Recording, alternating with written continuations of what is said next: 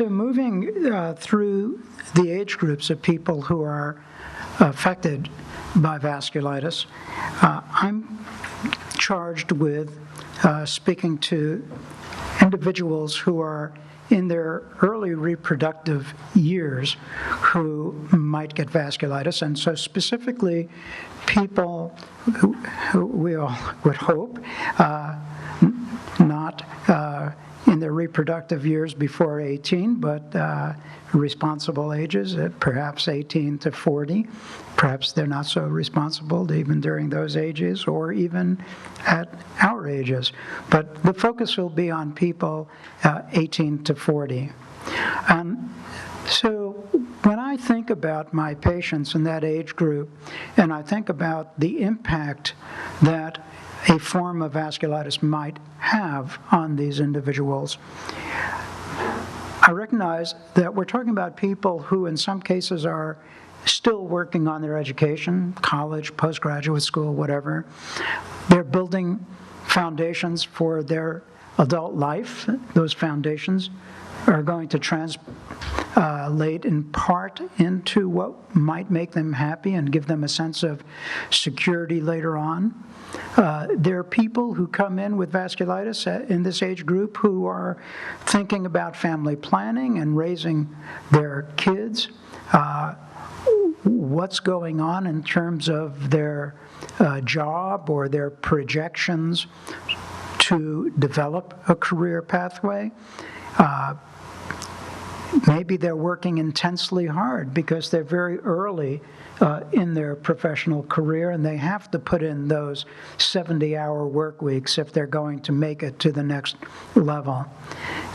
Maybe they already have, if they're a little older, some discretionary time to be involved in their community, to be volunteering, to be leading.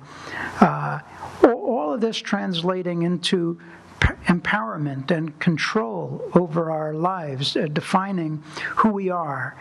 And now all of a sudden, as we wrestle with these different issues of our own personal growth, dropped on top of us is vasculitis. That's a big deal. That's hard. And so what kinds of vasculitis? The kinds that I'm going to focus on are not the ones that Fatma would ordinarily see, like Kawasaki's disease, Henoch-Schönlein-Purpur of children. Certainly that can occur in adults, but it's predominantly a child's disease. I'm not going to talk about giant cell arteritis of the elderly, because Dr. Spira is going to address that in his discussion of those forms of vasculitis that affect older people. So, excluding those, any kind of vasculitis can affect the people who I'm thinking about now, between, say, 18 and 40. And they're going to be concerned, and they come to me wondering, they're certainly wondering if they're not vocalizing it, what will be the impact on these parts of what define me in life. They're not just worried about how are you going to treat me, will I do well, but also how will this affect my relationship, my job, my family, my role in the community. And the answer to that is very individualized because it depends on what kind of vasculitis you have, because vasculitis comes in all shapes and sizes, even if it bears the same name. So, for example, we see very mild forms of Wegener's, and we see forms of Wegener's that can take you away in a couple of weeks, if not less. But most are somewhere in between, and all are treatable. We see mild forms of Takayasu's that in a minority of patients never have to be treated, but in the majority of patients do. We see some people who require vascular surgery for their Takayasu's, and most require vascular surgery, but some who don't.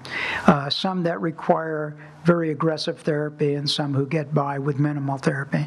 So how it will affect you depends upon the size of the load, the deck that you're dealt.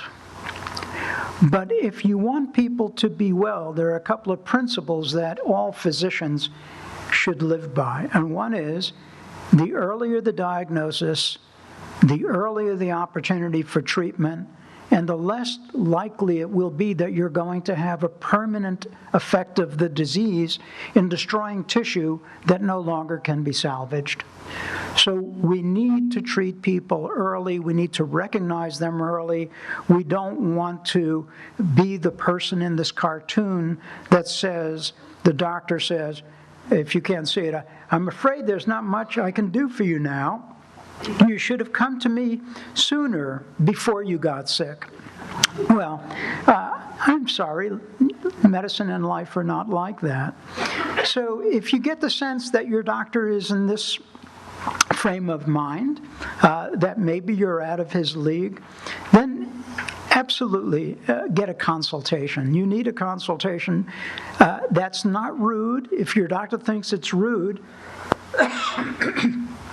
you're at the wrong office. If someone's telling you they can't really do enough for you, then have them send you to somebody who can. This is a basic survival tactic. And certainly if it's vasculitis, there's always something that can be done to make things better. So I'm going to walk you through some examples that are particularly relevant to younger people. Takayasu's, average age for Wagner's, or what we now call granulomatosis with polyangiitis, GPA, is 50 to 55, but certainly we've all seen children, young children with Wagner's. We've seen middle-aged people with Wagner's. We've seen 80-year-olds with Wagner's. So Wagner's in some ways is an equal opportunity disease. The same for microscopic polyangiitis and Churg-Strauss, and I'll have some special things to say about Churg-Strauss. But my focus, while being on the disease in terms of discussing Takayasu's, which really is a disease of young people, will be how the treatments and the disease may particularly affect people in the age group that I'm talking about, young reproductive years. So it's rare. 2.6 million patients per year will come in with new diagnoses of Takayasu's. And we recognize this as a disease that affects large blood vessels. So what I've done here is to show you the inflammatory cells that you'd see on a biopsy. Perhaps it's tissue taken from this aorta because the aorta is big and bulging. The red lines indicate what the size of the aorta should be, and the shadow here is the aorta coming out of the heart. So this is the main highway for blood out of your heart, the main highway that takes everything everywhere in your body. And in Takayasu's, the most common lesion that we see is narrowing of the blood vessels that come off the aorta. This is over 90% of the lesions that we see. The widening of blood vessels we see in only about 25% of all lesions. And when it affects the beginning of the aorta, it's always an aneurysm or enlarged. It's not narrowing, because if this narrows, if this closes, the ball game's over because the blood's not going anywhere. So that's not what Takayasu's does. It has the effects that I've shown in terms of inflammation and change in anatomy in young people. Average age of diagnosis is 26. In most series, over 90% are women, and as I said, narrowing of blood vessels is more often the rule than widening. So these are pictures of angiograms that I'm going to show you, that is, images of blood vessels. And here we see the aorta is down here at the bottom of the slide, and we see the blood vessels that come off the aorta, some going upward. Well, what's upward? That's the head, the brain. What's out here? The arms. And so what might the symptoms be in someone who has narrowing of 2 out of the 4 major blood vessels that go to the brain? Less blood flow to the brain. And for this person, it was just lightheadedness. But this person also had pain in her arm with repeated use of the left arm, not at rest, just with repeated use. And that's because of the narrowing that's been created here going to the blood vessel of the left arm called the subclavian artery. This is the burden of disease in patients with Takayasu's. So how do we treat it? We treat it with high doses of steroids initially because they work within hours. They are extraordinary, effective intervention for Takayasu's. And indeed, when you use it, almost everybody will improve. Almost without exception, everybody will improve on high doses of steroids.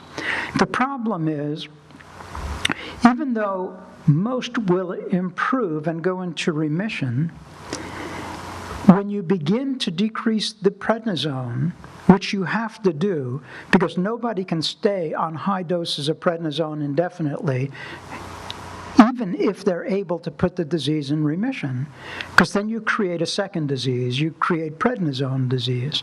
So we try, once we get things under control, to withdraw the prednisone. In Takayasu's, almost all of the patients will relapse as we reduce the prednisone. The other thing that tells you that we don't have great control of this disease with many of the medications that are available to us today is that 50 to 70% of people will require some intervention on a blood vessel, a narrow blood vessel needing to be made wider. Or bypassed, or an aneurysm, a large bulging blood vessel needing to be bypassed or reconstructed. So 50 to 70% is something of an indictment on modern therapy. And you know about angioplasty? Angioplasty is where you blow open a blood vessel by trying to stretch it with a balloon. Well, that's one of the things that's used in Takayasu's. The other is vascular surgery, actually bypassing the vessel. And these are almost always initially successful. The vessel is restored to its normal diameter.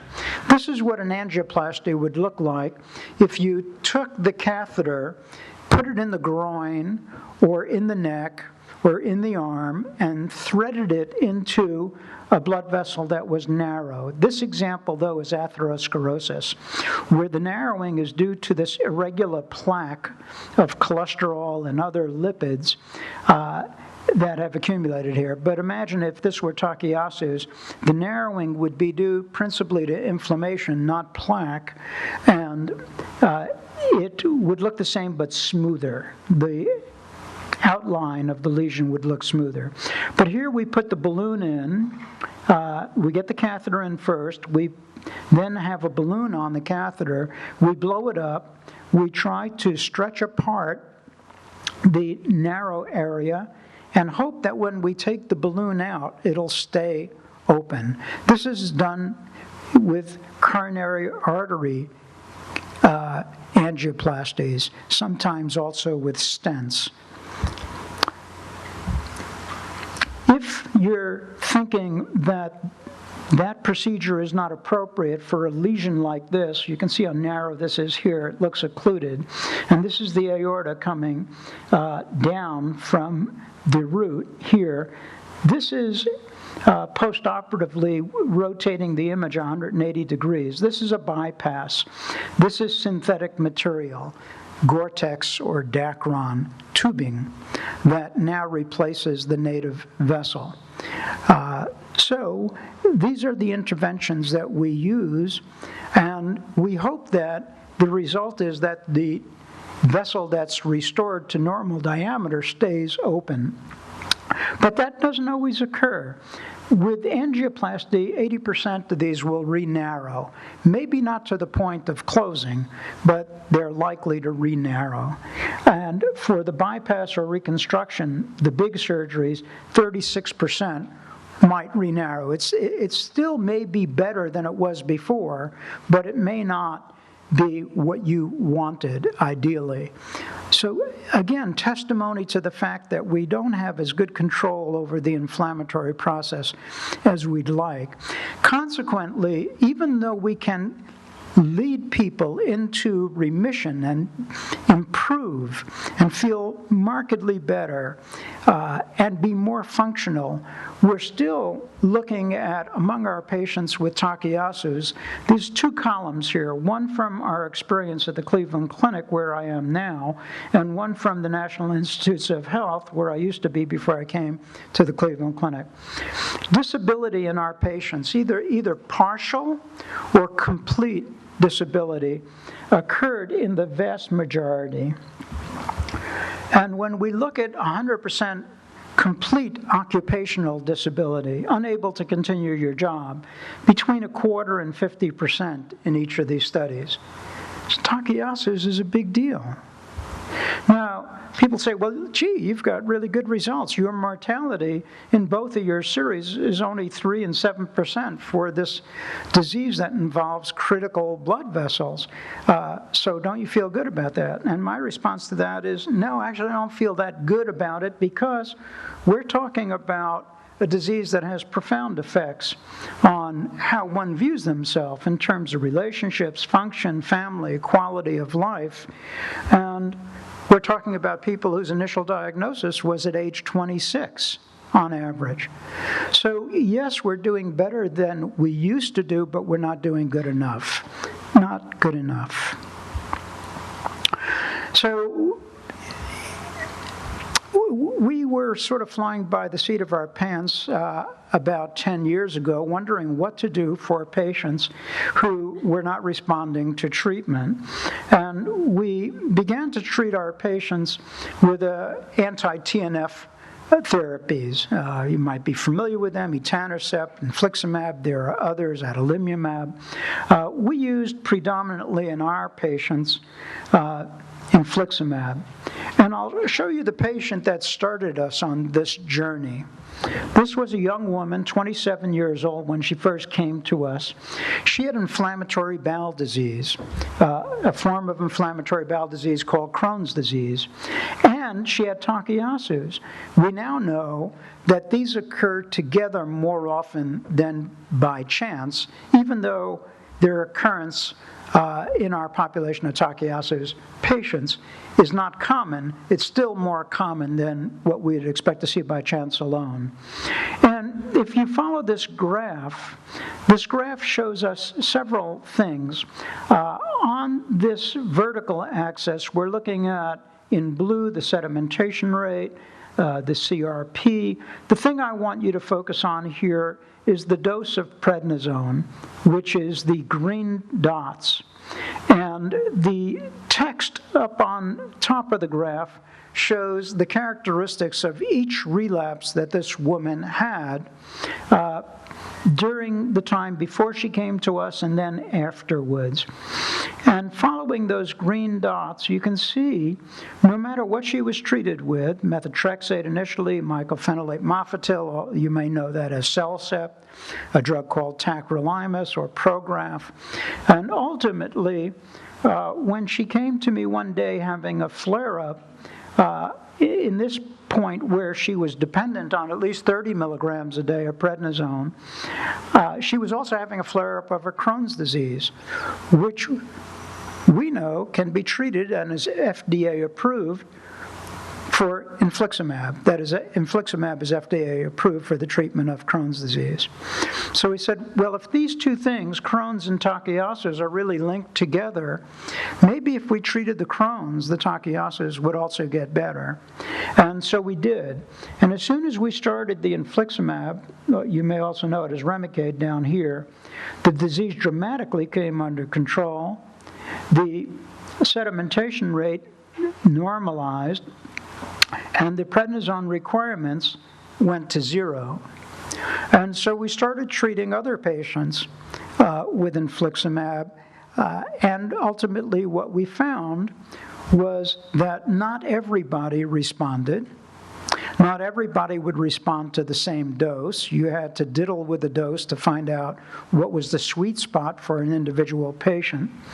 And when we had over 6 years of follow-up, with the average follow-up being over 2 years, we were looking at 28 patients like this, which is a fair amount for a rare disease. And what we found was that 60% who could not decrease their prednisone decreased it to 0, and that another 28% were able to decrease it to less than 10 milligrams of prednisone a day, but 12% failed to be able to get to low-dose prednisone. So certainly there are people with Takayasu's who are failures on infliximab, but we felt that these results were pretty good, and I've gone back to the people who make infliximab to tell them that we really need to study this on a grander scale, and they really need to give us the many millions of dollars that are required to do this. But you can imagine, for a rare disease, and this is the bane of research, for those of us who do research in rare diseases, drug companies are not keen to spend a lot of money on rare diseases because for them it's usually a money loser.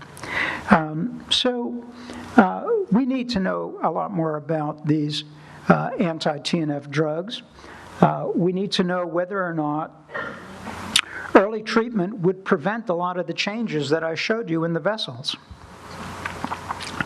We need to look at this in much larger numbers of patients, and it has to be done in a meticulous way.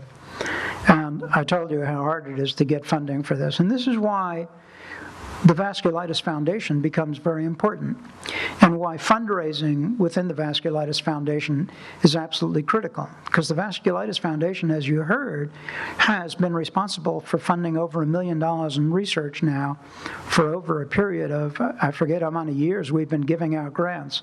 But these grants that are provided for what we call pilot studies, they're small amounts of money. They're $50,000, $75,000. If you get it 2 years in a row, maybe it's $100,000. To do the kind of studies we're talking about can be $5 to $20 million. But if you get a glimmer of hope from the preliminary data, you have ammunition to go to the big grant providers and apply for studies that would be definitive. Let me say a couple of words about Wegener's and young people as well. Wegener's, we know this as a disease that can affect essentially any organ system in the body, and I mean that literally, any organ system in the body. And we also know it to be associated with this blood test, ANCA, but not everybody has ANCA, and there's a big debate going on about whether or not we should even call this ANCA-associated vasculitis, but most people do. I don't, but most people do. When you look at how frequent this disease is within our population, it's only 3 per 100,000 people, so pretty rare. Men and women about equally affected. Average age, like I said, is 50, but we've taken care of children less than 5, and we've taken care of people over 80 with that disease. Now, in the old days, and I'm old enough to remember the old days, average lifespan once you made the diagnosis was 5 months. And Dr. Merkel will later be discussing the breakthroughs in treatment, and they are stunning, because we don't even think in these terms anymore. This is not even remotely possible for a patient coming to a vasculitis center where knowledgeable people taking care of them provide state-of-the-art care. Unfortunately, not everybody gets to a vasculitis center, not everybody gets state-of-the-art care, but you should never have outcomes like this in this day and age. So death in our center from Wegener's, in my practice, has not occurred from Wegener's in 18 years that I've been at the Cleveland Clinic. Not once. Been lucky, I think. But when you do see deaths occur, they can occur from infection. It can occur from what we call comorbidities, other diseases that are part of the baggage that we all carry. And even though there may not be deaths like there used to be, the impact on someone's life in having Wegener's is profound. In studies that we've done in the past, up to 50% of people with Wegener's will have partial or complete occupational disability. So profound, but better to be a little disabled than to be dead. So in the hands of people who are facile in taking care of these patients, we went from an era where 50% of people had very serious infections. And we define serious infections for purposes of our study as needing to come into the hospital and have IV antibiotics. In our series of patients, only 17% of people had those kinds of infections, not 50%. And we used to give Cytoxan for years. Now we don't do that. We give Cytoxan for about 3 months and we switch off to something else. Sometimes we don't give Cytoxan at all if somebody has mild disease. But in our experience, our patients, most of whom have had Cytoxan for a short period of time, we didn't see any examples of cystitis, no examples of bladder cancer. Lucky, maybe. Maybe just facile in taking care of the disease, but not facile enough to avoid some permanent adverse events, which did occur in 74% of our patients. So we're not good enough yet to protect people from some of the injury that occurs with Wegener's, which will occur in about 74%. But our mortality, when we reported this data in medicine, our mortality, only 3.7% of our patients died, having been followed for as long as 12 years at the time we wrote this up, but an average of 4.5 years. So I don't think the outlook has to be at all what was written about, and it doesn't have to be what it is within a lot of centers that don't do this for a living every single day. So we're not the only ones who have made this observation. Our colleagues in Germany, Wolfgang Gross's group there, they have 40 years of experience in treating Wegener's. They have taken care of 445 Wegener's patients at the time that they published this. And they looked at the time from first symptoms to diagnosis. Remember I said your most effective treatment is going to occur when you make the diagnosis as quickly as possible so you can provide therapy as quickly as possible. So their time from first symptoms to diagnosis was reduced by half, comparing 40 years ago to the last 10 years. The cumulative dose of Cytoxan was markedly reduced. They still use it. Cytoxan is still a fantastic drug to help put people in remission, but you can't give it the way we used to give it. Average duration of time, about 3 months. So they markedly decreased their Cytoxan use. Their mortality declined by 50%, and they had fewer and fewer deaths due to Wegener's and its treatment. And they had no increase in the last 10 years of their series, no increase in malignancies compared to the general population. So I think we now have, from several sources, reason to believe that with increased awareness, improved diagnostics, better approaches to treatment, we can provide early diagnosis and better treatment, and lower cumulative doses of Cytoxan, and for a lot of people, no Cytoxan at all if they start out with mild to moderate disease. Let's get back to the issue of reproductive years, young people, reproductive years. So we did not see any infertility, but the numbers of patients that we followed was not 445 like the German cohort. We now follow over 1,000 patients with Wegener's, but the time we looked at just my practice, my first several hundred patients, and only the 84 that was sent to me from the start of their disease, those were the ones that were analyzed for these comments, and that is, of all the patients that I had taken care of, just those 84 that came to me from the beginning, none of those people during their reproductive years have become infertile because we use very limited Cytoxan. the other side effects of Cytoxan are also markedly curtailed. So we go Cytoxan, get control of the disease, Cytoxan and steroids, control of the disease, to methotrexate and usually azathioprine or Imuran. And as I said, for mild disease, we don't go to Cytoxan at all. We are absolutely paranoid about infection. We don't want our patients to have their Wegener's controlled and then wind up having problems with infection and potentially die from infection. So I need some AV help because I don't have a screen anymore. Okay. Hello?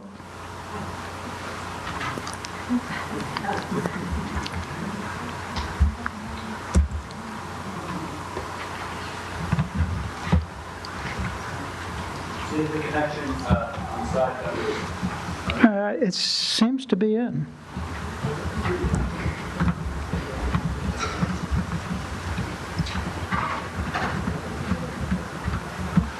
That's not even tightening. Your laptop doesn't have any power. Oh, where did that come out of? Nobody's touched it. Oh, so we were working off battery all this time. Battery, yep. So where is the plug for this? This is your cord, right? Not mine. Will it work? Let's see.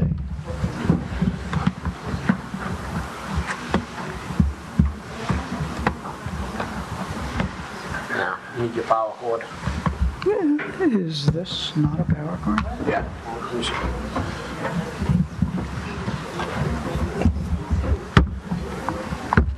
Right up.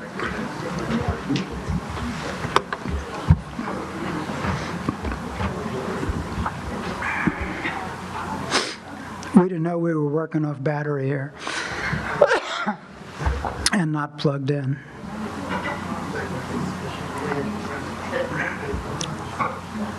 Three, two, one.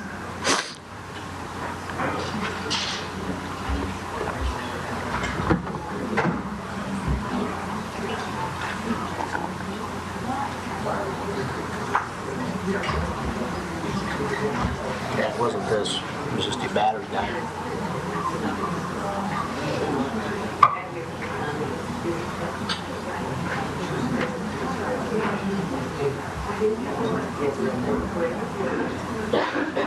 You're back.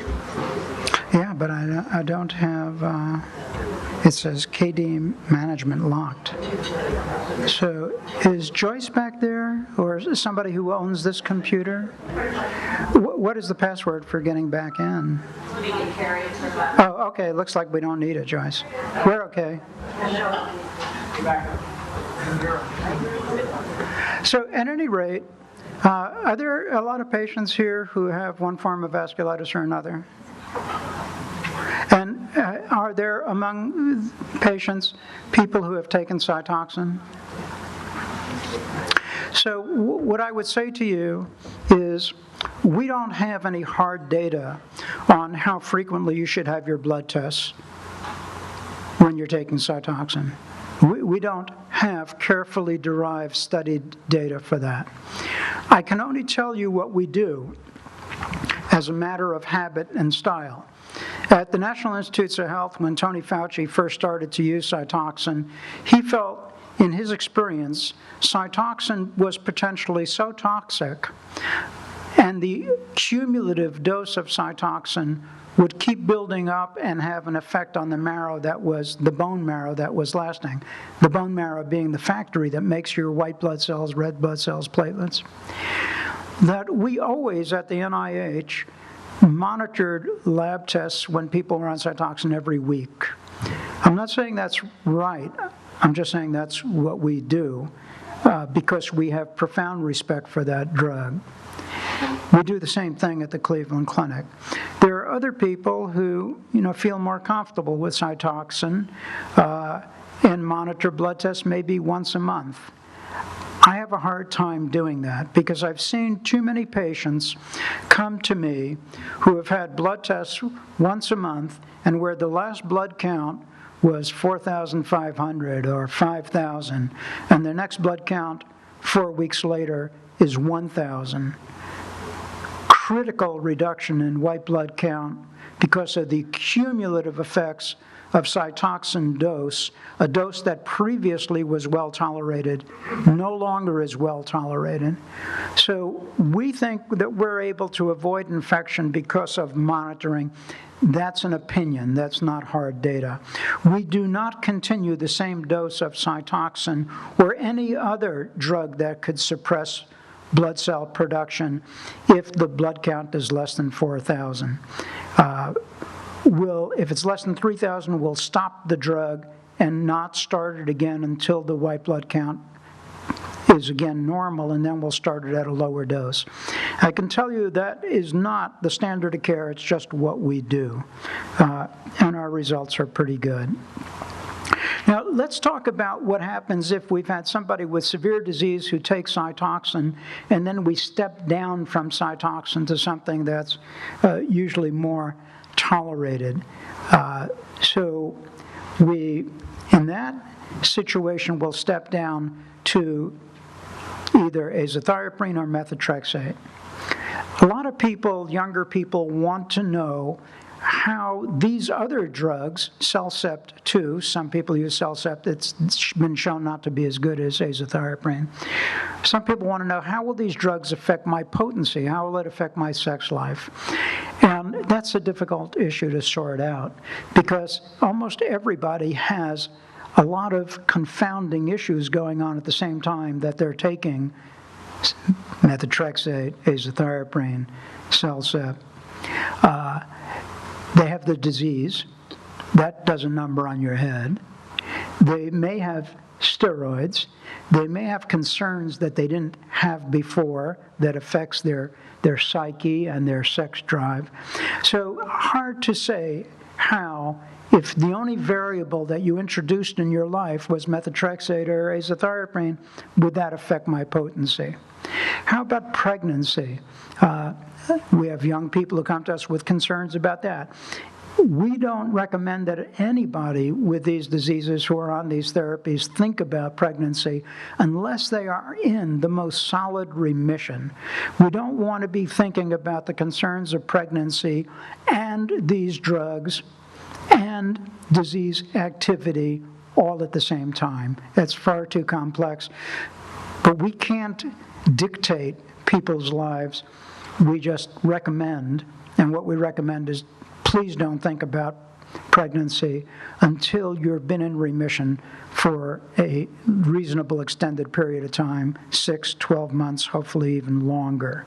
And then if you're planning a pregnancy, we would prefer people to be off these drugs, which makes them more vulnerable to relapse, so they have to still be followed very carefully, even though they're in remission, even though they're not worried about the toxic effects of the drugs.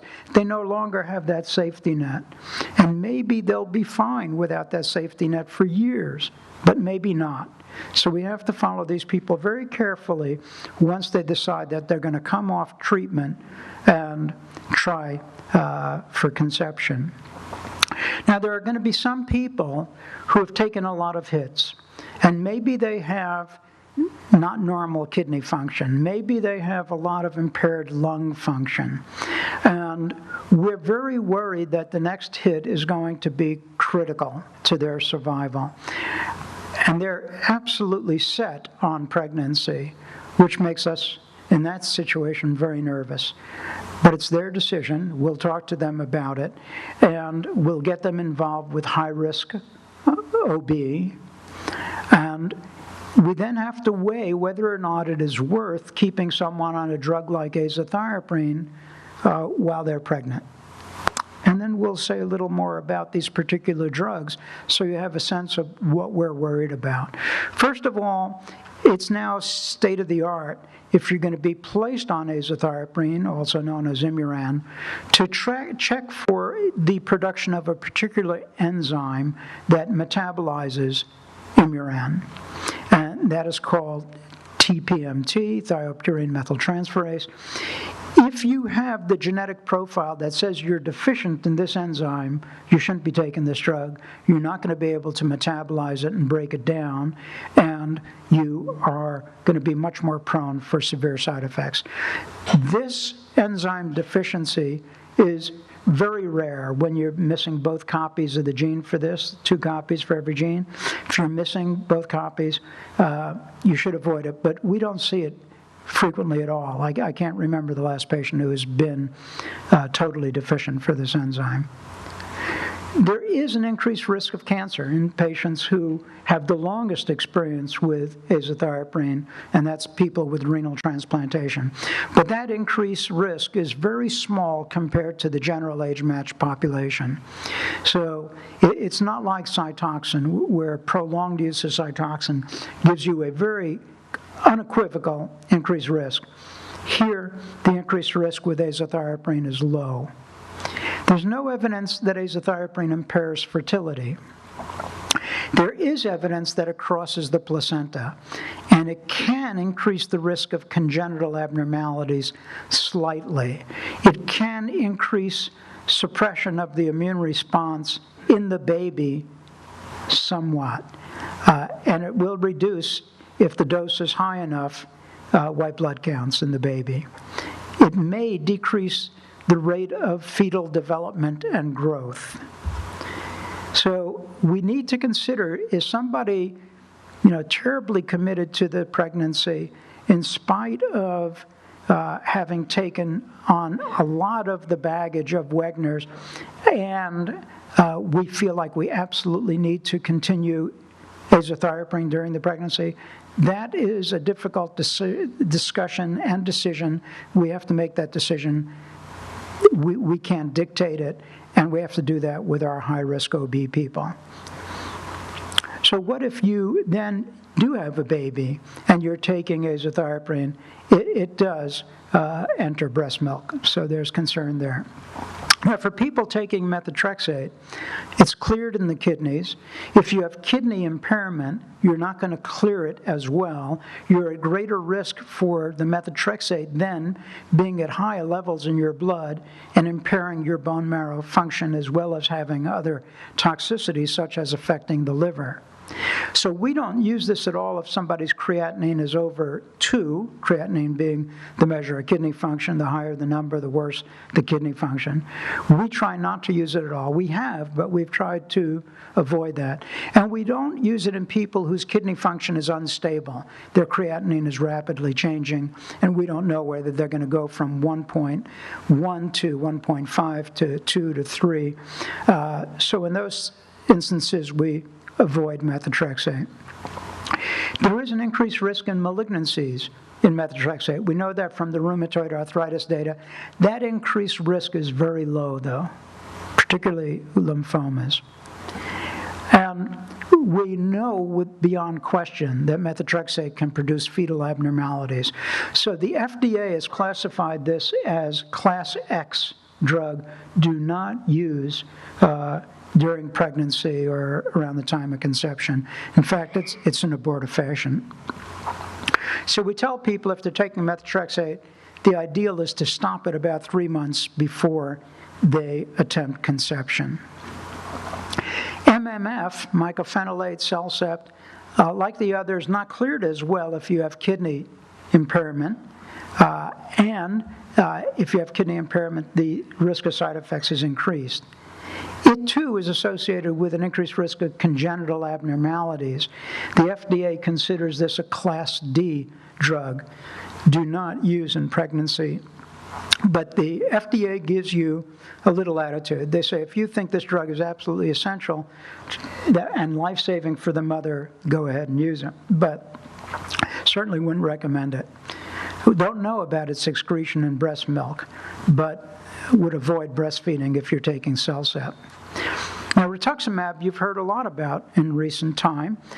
We don't have a lot of data on rituximab and pregnancy or conception, and the FDA, for now, considers this a Class C drug. Risk cannot be ruled out to the fetus, no controlled studies, and you'd have to prove that the benefit to the mother outweighed the risk to the fetus, and that's hard to prove. It winds up being a matter of opinion. We do know it crosses the placenta, and we do know that it can decrease B cells in the baby as well as in the patient. Don't know much about it in breast milk, so don't recommend breastfeeding if you're taking rituximab. And there is, of course, the risk of infection and allergic reactions to the mother when taking this. So I've given you a lot to think about, also a lot to worry about, but the message is overall very positive. The advances that have taken place in the last 40 years are extraordinary. So some of the data that I've spoken about comes from studies where we have eliminated cyclophosphamide either entirely or we have limited the use of it to a short period of time. All of these studies speak to that approach. It's not just my opinion.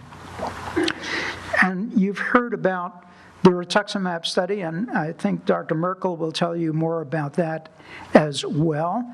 But we really don't know the good and bad side of long-term use of rituximab. We do know it's not a curative intervention, but it appears to be comparable to cyclophosphamide. Now, the principles that I've laid out for you in terms of these drugs and these diseases, I've spoken about in terms of Wegener's after Takayasu's, but I hadn't mentioned that these same principles apply to our strategy for polyarteritis nodosa and microscopic polyangiitis. Now, Churg-Strauss, far less common than the others. And I'll end with sharing some recent information about Churg-Strauss. And this comes from one paper that's been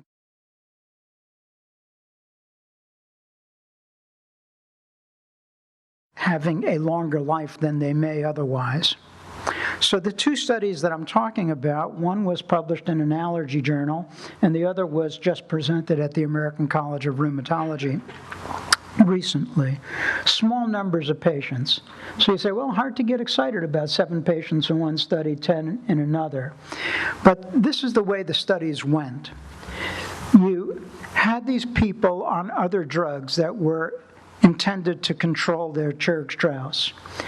And then you gave them this anti-IL-5, which is commercialized under the name of mepolizumab. Have no idea how they got to that. If the patients improved within the first couple of weeks, you withdrew all the other drugs. So this is one graph from that study. And on the vertical axis here is disease activity. So the higher the bar vertically, the more disease activity the patients had. The lower the bar, the less disease activity. Up here are the drugs that these patients were taking prior to getting anti-IL-5. So we're taking drugs like Cytoxan, methotrexate, azathioprine. As soon as there was improvement, those were stopped, totally stopped. And the improvement was striking. Disease activity within weeks went down to 0. And observation was continued out for 32 weeks. And then mepolizumab was stopped. Methotrexate was started, though, to try to keep people in remission, but it didn't. So as soon as you stopped anti-IL-5, disease recurred. So what happened then to the eosinophils during this time? Well, the same thing. They dropped dramatically. Vertical axis, a lot of eosinophils. Low levels of eosinophils within weeks. Stop the drug, but put them on methotrexate to hopefully maintain remission in Churg-Strauss. Eosinophils came back, disease activity came back. So this is a very special, unique situation where we know the signature cell for the disease, we know the chemical that drives that cell, and now we've shown when you provide that blocker to that driver, you turn everything off. You stop the drug and it all comes back. I think that's pretty compelling. Now, I don't want to leave you just with a notion of what we do in terms of treatment for the medications and so on. I spoke about surgery and tachyosis, but I'd also like to point out that something you all know, and that is about the nasal deformity in Wegener's. We used to say, we don't want to fix these deformities because we're afraid that the result will be worse than what we started with. Nowadays, working with very skilled surgeons, we've developed techniques, that is, I say that generously, I haven't developed anything, they have developed the techniques to repair the nose with minimal invasion of the mucous membrane inside the nose, working mostly below the skin. And in doing that, they've been able to get results like these. Now, if I am my age or I'm 70 or 80, I might not care really about what my nose looks like. But if you're a 24-year-old woman like this, I guarantee you that you care. And when your disease is in remission, you're going to want to get this fixed. So now we have the capacity to do that more so than in the past. Now, the other thing in terms of fixing what's broken and not repairable has to do with renal failure, kidney failure. 14 to 23% of patients with Wegener's will go on to kidney failure dialysis and then get on a list for transplantation. I can't tell you how many times kidney doctors, transplanters have come to me and said, I can't put that kidney that just became available in a Wegener's patient because they will get recurrent disease in that kidney and it won't last. And I would say, you don't know that, and we do have a modest literature that says that that doesn't happen. But now we don't have just a modest literature. We have a study from our place, and we have a study from UCLA, and this is the study from UCLA. So 14 to 23% of patients with Wegener's will trash their kidneys. And we know that there is this network for kidney donation that tracks the outcomes of kidney donation called the United Network for Organ Sharing. And this study looked at that network data from 1996 to 2007. They looked at transplants in almost 1,000 patients with Wegener's and compared it. That's a mind-boggling number, isn't it? Over 165,000 patients transplanted for other reasons. And disease recurrence in the Wegener's patients, only 1.3%, and only half of those patients lost their kidney, better than in the general population of patients receiving kidneys. So I agree with the authors. I think we'd all have to agree that this study supports the notion that renal transplantation is an effective treatment option in patients with end-stage renal disease secondary to Wegener's. There is emerging data that supports the same concept in microscopic polyangiitis. So things are not quite where we want them to be. Things are dramatically different than where they were 40 years ago. Dramatically different than they were even 10 years ago. I wish I would be around 20 years more to be able to come back and tell you where we are then. Will we be talking about cures? Will we be talking about therapies that are not toxic? I can hardly wait.